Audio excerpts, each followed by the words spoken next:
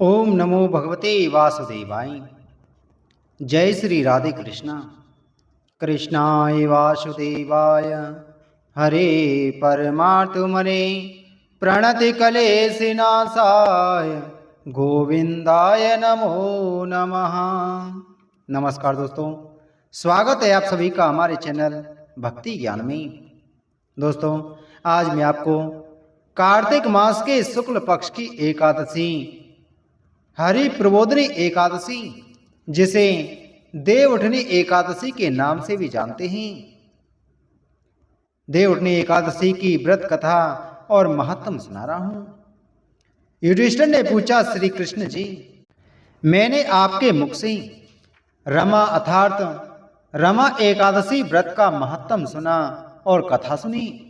हे मानद, अब कार्तिक मास के शुक्ल पक्ष में जो एकादशी होती है उसकी महिमा बताने की कृपा करें। श्री कृष्ण बोले, हे राजन, कार्तिक मास के शुक्ल पक्ष में जो एकादशी होती है उसका जैसा वर्णन लोक स्रष्टा ब्रह्मा जी ने नारद जी से किया था, वही मैं तुमसे बतलाता हूं। नारद जी ने कहा, पिताजी, जिसमें धर्म कर्म में प्रवृत्ति कराने वाले भगवान गोविंद जागते हैं, उस प्रबोधनी एकादशी का महत्व बतलाइए। ब्रह्मा जी बोले, मुनि श्रेष्ठ, प्रबोधनी का महत्व पाप का नाश, पुण्य की वृद्धि तथा उत्तम बुद्धि वाले पुरुषों को मोक्ष प्रदान करने वाला है। समुद्र से लेकर सरोवर तक जितने भी तीर्थ हैं वे सभी अपने महत्व की तभी तक गर्जना करते हैं जब तक कि कार्तिक मास में भगवान विष्णु की हरि प्रबोधनी तिथि नहीं आ जाती। हरि प्रबोधनी एकादशी को एक ही उपवास कर लेने से मनुष्य 1000 अश्वमेध यज्ञ तथा 100 राजसूय यज्ञ का फल पा लेता है।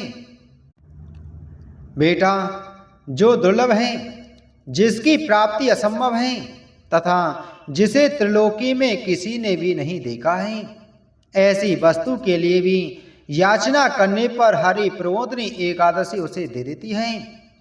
भक्ति पूर्वक उपवास करने पर मनुष्यों को हरि प्रबोधनी एकादशी ऐश्वर्य, संपत्ति, उत्तम बुद्धि, राज्य तथा सुख प्रदान करती है।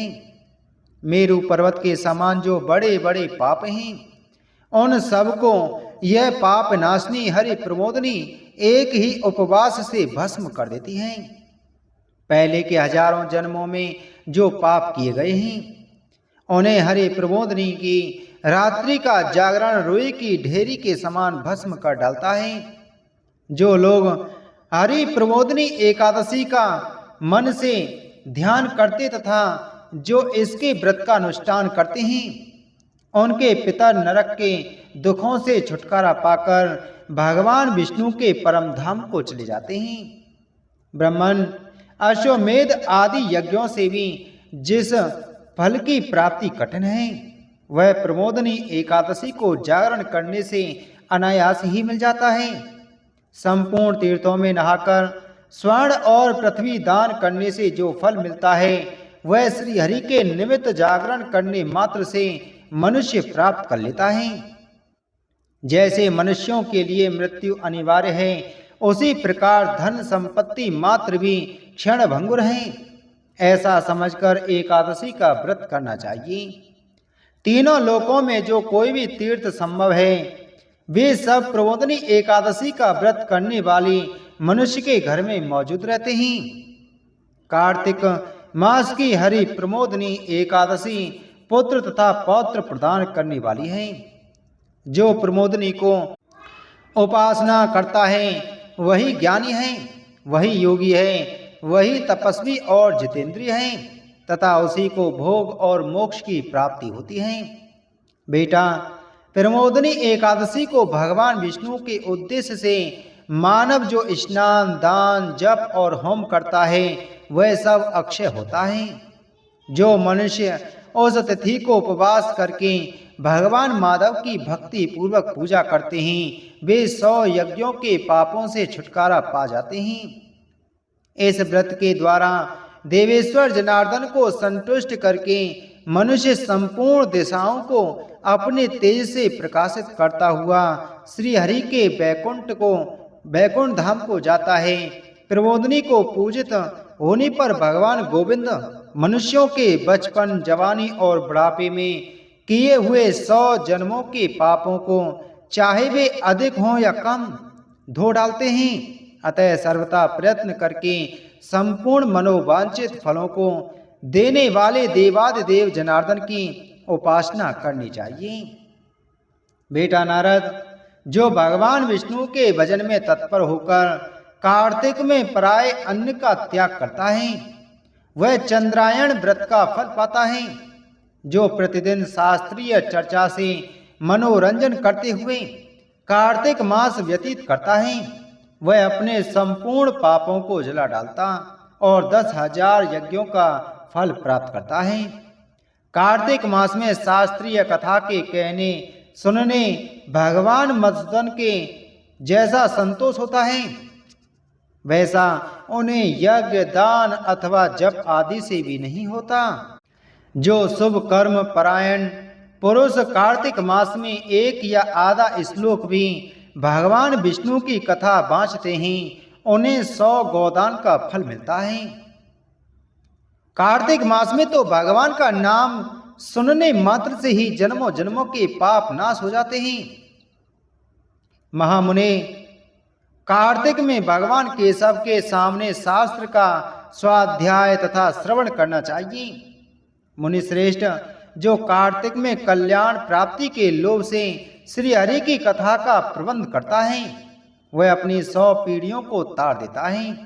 जो मनुष्य सदा नियम पूर्वक कार्तिक मास में भगवान विष्णु की कथा सुनता है, उसे सहस्त्र गोदान का फल मिलता है।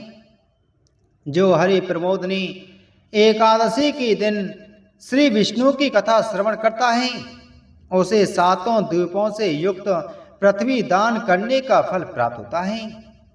मुनि श्रेष्ठ, जो भगवान विष्णु की कथा सुनकर अपनी शक्ति के अनुसार कथावाचक की पूजा करते हैं, उन्हें अक्षय लोक की प्राप्ति होती है। नारद, जो मनुष्य कार्तिक मास में भगवत संबंधी गीत और शास्त्र विनोद के द्वारा समय बिताता है, उसकी पुनरावृत्ति मैंने नहीं देखी है। मुने, जो पुण्यात्मा पुरुष भगवान के समक्ष गान, नृत्य, वाद और श्री विष्णु की कथा करता है, वह तीनों लोकों के ऊपर विराजमान हो जाता है।